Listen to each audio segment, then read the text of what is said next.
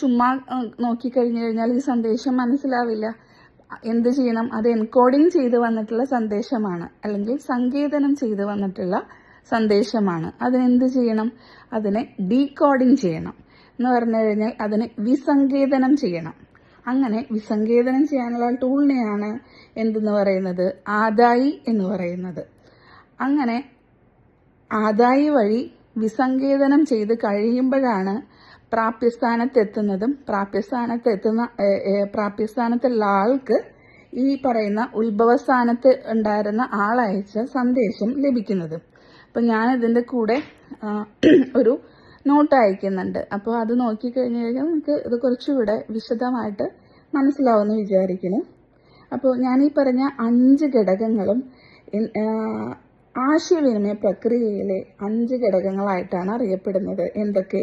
ഉത്ഭവസ്ഥാനം, പ്രേക്ഷകം, സഞ്ചാരപഥം, ആദായി, പ്രാപ്യസ്ഥാനം. എന്ന് പറഞ്ഞാൽ ഒരു സെൻറ്റർ, ഒരു എൻകോഡർ, അത് കഴിഞ്ഞാൽ എയറാണ് സഞ്ചാരപഥം, അത് കഴിഞ്ഞാൽ ഡീകോഡർ, അത് കഴിഞ്ഞാൽ റിസീവർ. അങ്ങനെ 5 ഘടകങ്ങളാണ് ഈ ആശയവിനിമയ പ്രക്രിയയിൽ വരുന്നത്. ഈ എൻകോഡിങ് ഡീകോഡിങ് എന്നൊക്കെ പറയുന്നത് നിങ്ങൾക്ക് മനസ്സിലാവാൻ വേണ്ടി ഞാൻ പറഞ്ഞു തന്നതാണ്. അല്ലാതെ നിങ്ങളുടെ ടെക്സ്റ്റ് ബുക്കിനകത്ത് അങ്ങനത്തെ ഒരു വിശേഷണവും അല്ലെങ്കിൽ അങ്ങനത്തെ ഒരു പദപ്രയോഗമൊന്നും കാണില്ല. ഇനി കുറച്ചുകൂടെ സിമ്പിളായിട്ട് മനസ്സിലാവാത്തവർക്ക് ഞാൻ പറഞ്ഞുതരാം.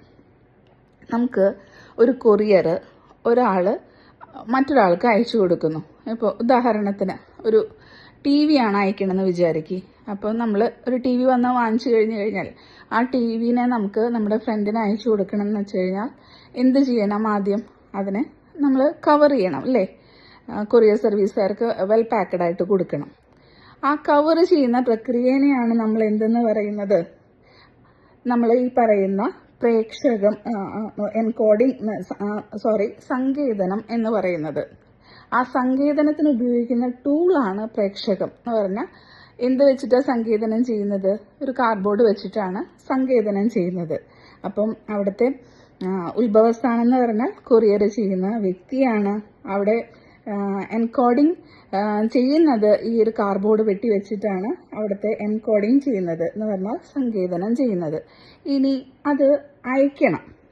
അവിടെയുള്ള സഞ്ചാരപഥം എന്താണ്? ഈ കൊറിയർ സർവീസുകാർ അവർ ഏതെങ്കിലും അവരുടെ വാഹനങ്ങൾ ഉപയോഗിച്ചിട്ട് അതിനെ ട്രാൻസ്പോർട്ട് ചെയ്ത സാധനം അതിൻ്റെ റിസീവറെ കയ്യിലെത്തി. റിസീവർക്ക് അത് നേരെ നോക്കിക്കഴിഞ്ഞു കഴിഞ്ഞാൽ നിങ്ങൾ അയച്ച TV ആണെന്ന് മനസ്സിലാവും? ഇല്ലല്ലോ. അത് അല്ലെങ്കിൽ TVനെ അവർക്ക് കയ്യിൽ കിട്ടാൻ വേണ്ടിയിട്ട്, അതിൻ്റെ ശരിയായ രൂപത്തിൽ കയ്യിൽ കിട്ടാൻ വേണ്ടിയിട്ട് എന്ത് വേണം? അവർക്കത് അൺബോക്സിങ് ചെയ്യണം. ആ അൺബോക്സിങ്ങിനെയാണ് എന്തെന്ന് പറയുന്നത്? വിസങ്കേതനം എന്ന് പറയുന്നത്. അപ്പോൾ അതിനുപയോഗിക്കുന്ന ടൂൾ എന്താ?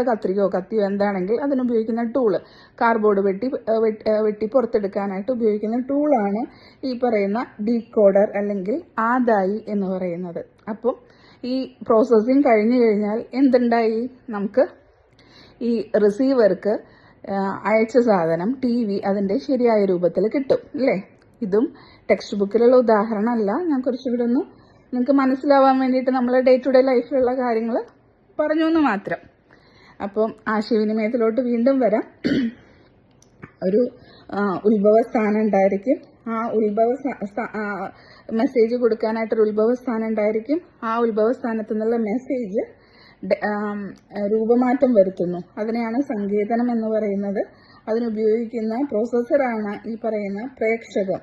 അത് കഴിഞ്ഞു കഴിഞ്ഞാൽ ആ രൂപമാറ്റം വന്ന സന്ദേശം സഞ്ചാരപഥത്തിൽ കൂടെ സഞ്ചരിക്കുന്നു. അതിനുശേഷം അതിനെ പൂർവ്വരൂപത്തിലേക്ക് ആക്കണം. അതിനുള്ള പ്രക്രിയയാണ് വിസങ്കേതനം എന്ന് പറയുന്നത്. അതിനുപയോഗിക്കുന്ന പ്രോസസ്സറാണ് ആദായി എന്ന് പറയുന്നത്. അത് കഴിഞ്ഞു കഴിഞ്ഞാൽ സ്റ്റേജുകളെല്ലാം കഴിഞ്ഞു. റിസീവറിൽ നിന്നുള്ള സന്ദേശം എവിടേക്ക് എത്തുന്നു? ആശയ സ്വീകരണം നടക്കുകയാണ്. ആരാണ് സ്വീകരിക്കുന്നത്? പ്രാപ്യസ്ഥാനത്തുള്ള ആള് റിസീവറാണ് സ്വീകരിക്കുന്നത്. അങ്ങനെ 5 ഘട്ടങ്ങളാണുള്ളത് ആശയവിനിമയത്തിന്. 5 ഘടകങ്ങളും ഉണ്ട്, 5 ഘട്ടങ്ങളും ഉണ്ട്.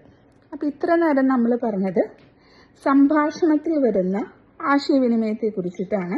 ഇത്ര നേരവും നമ്മൾ പറഞ്ഞത്. ഇനി അടുത്ത ഭാഗത്തിൽ ലിഖിത രൂപത്തിൽ എങ്ങനെയാണ് നമുക്ക് ആശയവിനിമയം നടക്കുന്നത് എന്ന് നോക്കാം.